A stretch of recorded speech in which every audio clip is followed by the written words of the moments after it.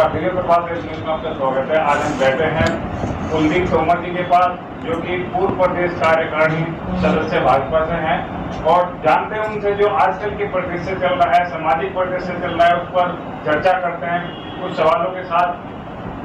तो पहला, जैसे कुलदीप जी आजकल चल रहा है बहुत वोट में मामला चल रहा है मिहिर घोष जी को लेकर के, इसमें जाट गुज्जर और राजपूतों का आपस में लगातार जिस तरह टकराव चल रहा है, क्या ये राजनीतिकरण के तहत चल रहा है या फिर एक पूरी राजनीति को ही अलग दिशा दी जा रही है?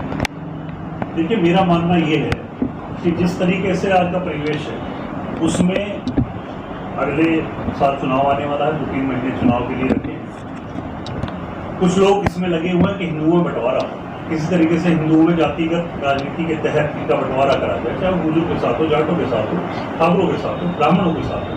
पहले एक विकास दुबे नामक एक कुख्यात बदमाश का एनकाउंटर हो गया था, तो कहा गया कि देखो ब्राह्मण के विरोधी हैं, जबकि उसने 27 ब्राह्मणों को ही मार रखा था। एक विषय अलग है। आजकल चल रहा है कि कोई भी सम्राट हुए हैं या राजा हुए, महाराजा हुए, तो सबके हुए। राजा महाराजा किसी एक बिरादरी का या एक समुदाय का नहीं होता, वो सबका होता है। प्रजा का रक्षा करना उसका कार्य होता है, और वो करते भी रहे। जिस तरीके से आजकल चल रहा है कि मिहिर घोष गुर्जर सम्राट थे या ठाकुर सम्राट थे या कोई और थे, मेरा मानना है कि इसलिए बंटवारा हिंदुओं में करने की एक साजिश है।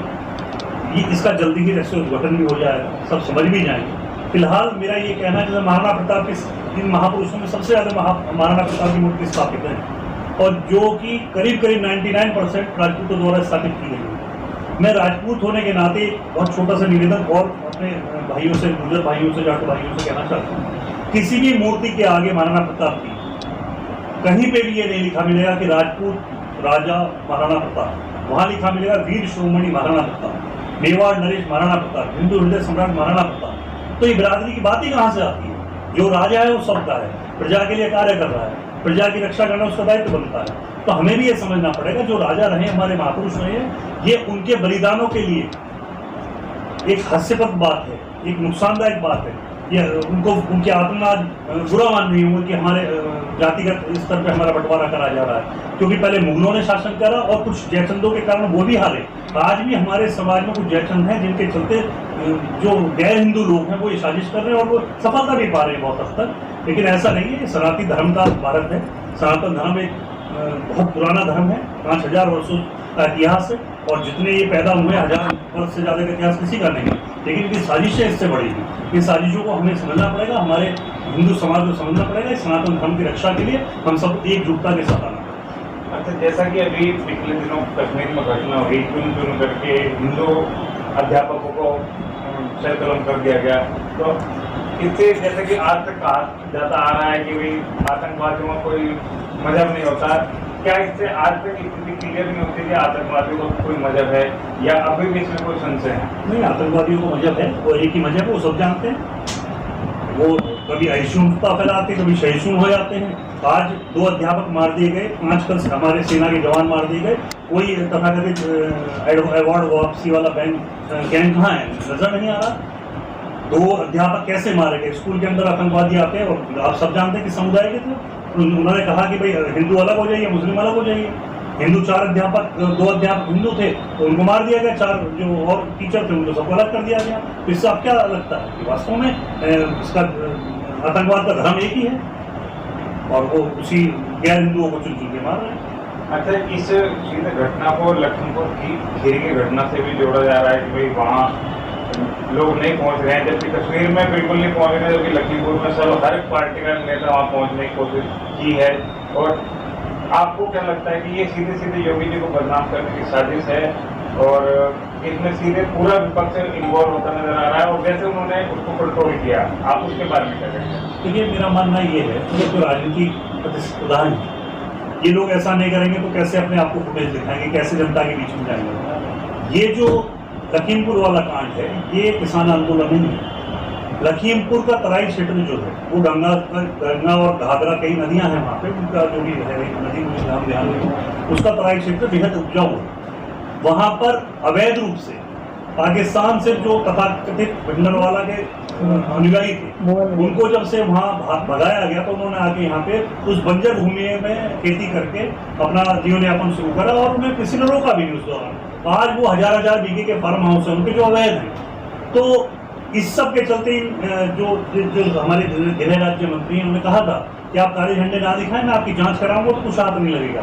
उससे वो घबरा गए कि सच में जांच हो गई तो ये धरती हमारी नहीं रहेगी, हमें वापस पंजाब भागना पड़ेगा। कुछ लोग हैं तो नहीं कर रहे, तो इस चक्कर में इन्होंने ये कांड किया है। अब कोई यदि पीट रहा होगा, रिएक्शन का एक्शन, मैंने टीके साहब का सुना कि एक्शन का रिएक्शन था, लेकिन मैं भी तो ये बोलूंगा यदि किसी को आप पीट रहे तो भागेगा, और भागेगा तो फिर जो रास्ते में आएगा तो भागेगा। तो उन्होंने गाड़ी दौड़ाई है, क्यों वो दौड़ाई है जांच का विषय है। पीछे उनके साथ मारपीट हुई, अब वो अपनी जान बचाने के लिए भागे और क्या आगे कुछ लोग आगे वो कुचल गए। लेकिन आपने जो करा वो हत्या करी, जिंदे आदमी को पुलिस की अभिरक्षा में मारा आपने, जबकि वो एक्सीडेंटल है। एक्सीडेंटल में 304A का मुकदमा बनता है, लेकिन आपने हत्या की 302 का मुकदमा बनता है। एक गरीब जो दलित था मंडल, उसके 2 बहनें हैं जो अनमैरिड छोटे छोटे बच्चे हैं, उसको मार दिया आपने। वो हाथ जोड़ता रहा, भैया जी माफ कर दो, भैया जी माफ कर दो। एक फुटेज मैंने कल देखा, उसमें दिखा रहे हैं कि वो आ रहा है पुलिस अभिरक्षा में, उससे छीन के मार दिया गया उसको। तो ये तो एक जांच का विषय और इसमें 302 का मुकदमा कायम होना चाहिए। तो उसमें जैसे कि एक पत्रकार की भी मौत हुई है, उस पर आप कह रहे हैं? वही मैं कह रहा हूँ ना, पत्रकार को भी उसी तरीके से मारा गया। अब वो क्या वजह रही, उन्होंने उसे उनका कार्यक्रम करा रहे थे कहीं, उनका साथी मान के मारा है या जानबूझ के मारा है, या आजकल कुछ किसानों का ये हो रहा है कि मीडिया पे भी हमला कर रहे हैं, हो सकता है इस वजह से मारा हो। लेकिन जिन्होंने जानबूझ की हत्या की है उन पर 302 का मुकदमा लगना ही चाहिए। अच्छा, एक जैसे कि आप राजपूत बिरादरी से भी हैं, 30% के आसपास अभी जैसे पूरा एक आंकड़ा आ रहा है, 30% के आसपास जमीन राजपूतों की कम हो चुकी है, और इसके बदले जैसे वो पैसा मिला, वो ना तो कोई बड़ी इंडस्ट्री खोल पाए, ना कुछ बड़ी नौकरियों में जा पाए, लेकिन वो पैसा खत्म हो गया, जिसकी वजह से आर्थिक स्थिति राजपूतों की लगातार घट रही है। तो तीनों कारण, ना तो बड़ी नौकरी है, ना बड़ा बिजनेस कर पा रहे हैं, और खेती लगातार घटती रहेगी। इस पे पूरे प्रकरण को आप क्या देखते हैं राजपूतों के नजर? मैं इसे दूसरे तरीके से देखता हूँ ऐसा। एक तो देश में जनसंख्या कानून की बहुत जरूरत है, जो पाइपलाइन में है, शायद जल्दी आ भी जाए। और दूसरी रही बात बिरादरी के लिए मैं कहूँगा जो एक आरक्षण की एक जो पीड़ा है, जो एक दीमक है हमारे देश में, ये समाप्त होनी चाहिए। इसके चलते जो आर्थिक स्थिति राजपूतों की है, मैं आपको दिखाऊं किसी भी दलित से बहुत ज़्यादा कमजोर मिलेंगे कई गाँव में, क्योंकि पक्के मकान नहीं है, लेकिन क्योंकि उनकी आर्थिक स्थिति को कोई नहीं देखता, उनकी बिरादरी को देखता है। बिरादरी के चलते उनको कहीं पे प्रायोरिटी नहीं मिल पाती, कहीं आरक्षण नहीं मिल पाता। तो ये आरक्षण नीति बिल्कुल खत्म हो, और हो तो आर्थिक आधार पर, चाहे वो राजपूत हो, गुजर हो, जाट हो, ब्राह्मण हो, बनिया हो, कोई भी 36 की 36 बिरादरी, आप वो कॉम्पिटिशन को बीट कीजिए और जाइए नौकरी। या फिर आरक्षण हो जो गरीब है एक ही बार मिले उसे, ऐसा नहीं कि आप आज IAS बन गए तो फिर आपका बेटा भी IAS में आरक्षण पा रहा है, फिर उसका बेटा भी पा रहा, ये जो व्यवस्था है खत्म होनी चाहिए। मतलब आपका कहना ये है कि एक कैडर अलग से जो हो चुका है, जो आरक्षण का लाभ ले चुका है, उसको एक ही बार नहीं मिलना चाहिए, उसको एक ही बार मिलना चाहिए जो अब तक हो रहा है। यदि एक किसी दलित को जो वास्तव में गरीब रहा हो और उसको आरक्षण मिल गया है और उस पर वो सुविधा ले रहा है, तो ऐसा नहीं है कि उसके 2 बच्चे हैं तो उन्हें भी मिले, 4 हैं तो उन्हें भी मिले। उससे फिर जो वास्तव में गरीब है, जिसको वास्तव में आर्थिक स्थिति बहुत खराब है, उसको क्या लाभ होगा? उसको लाभ मिलना चाहिए, उसके बारे में सरकार को चिंता करनी चाहिए, चाहे कोई भी बिरादरी का हो। ये थे कुलदीप तोमर जी, जिनका साफ कहना है कि आरक्षण आर्थिक आधार पर होना चाहिए। EWS के माध्यम से हालांकि सरकार ने कोशिश की है, लेकिन वो पर्याप्त नहीं है। और जिस तरह से राजपूत बिरादरी लगातार जमीनें घट रही हैं, नौकरी की कमी आ रही है, और व्यापार में भी उनके नॉलेज के ना नॉलेज होने के चलते लगातार गिरावट देखी जा रही है। इसके चलते राजपूतों को यह ध्यान रखना चाहिए कि अपनी पढ़ाई लिखाई और व्यापार पर ज़्यादा ध्यान दें, क्योंकि सरकारें जो पहले भी 1% थी, उसके बाद हमें या तो व्यापार ही करना पड़ेगा या छोटी जॉब करनी पड़ेगी।